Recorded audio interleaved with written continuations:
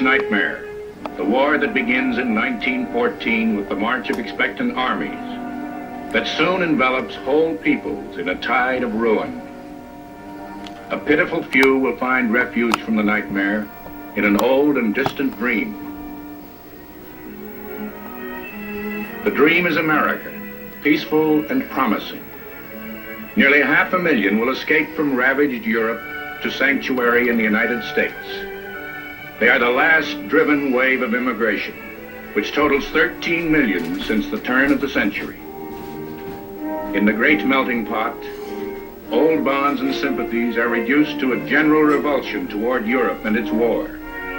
Says a Midwestern editorial writer, "We never appreciated so keenly as now the foresight exercised by our forefathers in emigrating from Europe."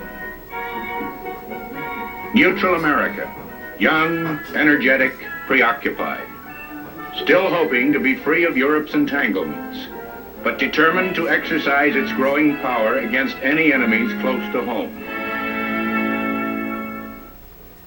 I have an enthusiasm for justice and the dignity of the United States, but not for war. So speaks Woodrow Wilson, 28th President. When war closes in on Europe, he is deeply involved in domestic reforms. His Secretary of State, William Jennings Bryan, confines himself to pacifist orations. United States foreign policy is the part-time pursuit of the President's friend, Colonel Edward House. The Navy, under Secretary Josephus Daniels, is a measure of the nation's power and its introverted attitudes. Third largest in the world after Britain's and Germany's, the fleet is viewed as a defensive weapon.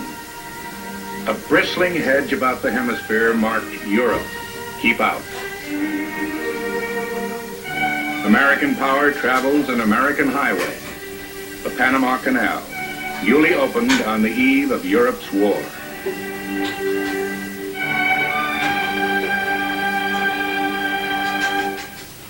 The challenge that America feels is a challenge from within its hemisphere. From Mexico, where a minor incident at an oil port grows into a foreign policy crisis for the Wilson administration. The incident involved 7 American sailors, arrested and held briefly while ashore loading supplies in the spring of 1914. Their admiral's demand for an apology is rebuffed by Mexico's General Victoriano Huerta, a dictator supported by German military aid. Wilson orders the Navy to act in reprisal. Bombard and occupy Veracruz, Mexico's major port.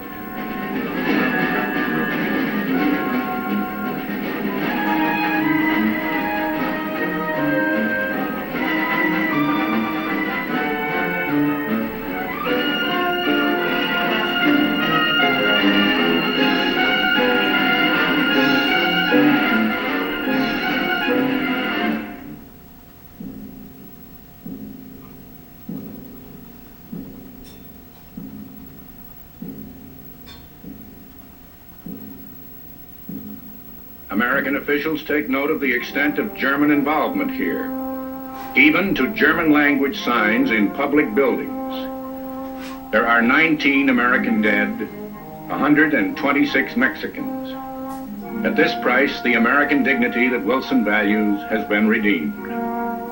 Wilson at the funeral describes the incident as a war of service for the Mexicans and for mankind.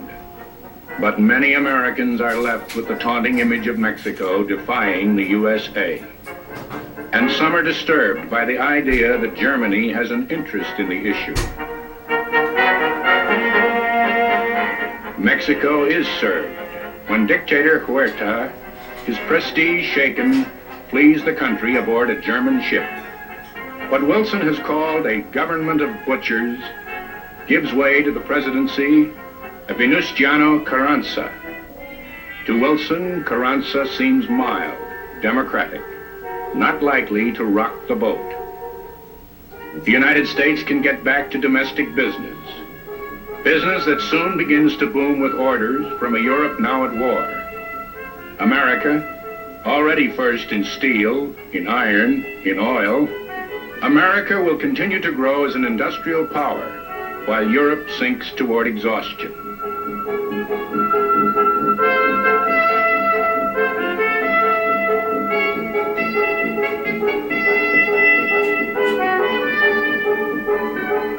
The country's self-image, everyone middle class, everybody busily and happily getting ahead, is reinforced.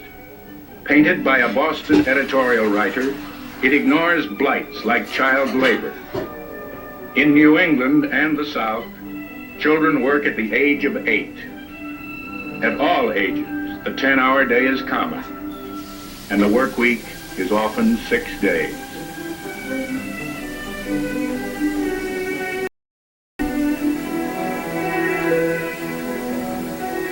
From a world going hungry, there is a vast new demand for the produce of the greatest agricultural nation. Of the 100 million Americans, half still live on farms or in rural towns. The country's abundance will go abroad, but its interests remain rooted close to home.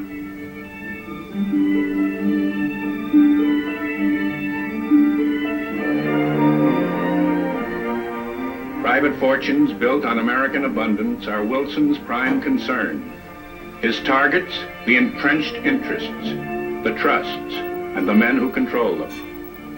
It is an issue left over from the freewheeling days of the American past.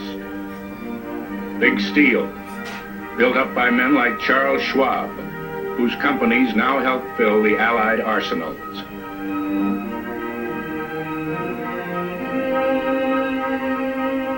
Andrew Carnegie, who built his steel fortune and opposes any government interference with business. He is now dispersing his wealth through vast philanthropies. John D. Rockefeller, who got in on oil at the beginning, and whose Standard Oil companies have already run afoul of trust-busting legislation.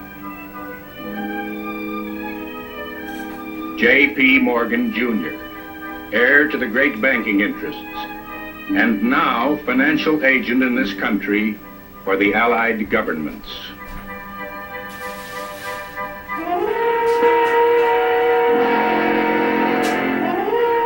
Across the border from this society of abundance, Mexico erupts again in the throes of its continuing revolution. President Carranza's 2 closest cohorts have split with him and wrested control of half of Mexico. His government has been forced to leave Mexico City, and the countryside throbs with the gun bursts from Mexicans killing Mexicans.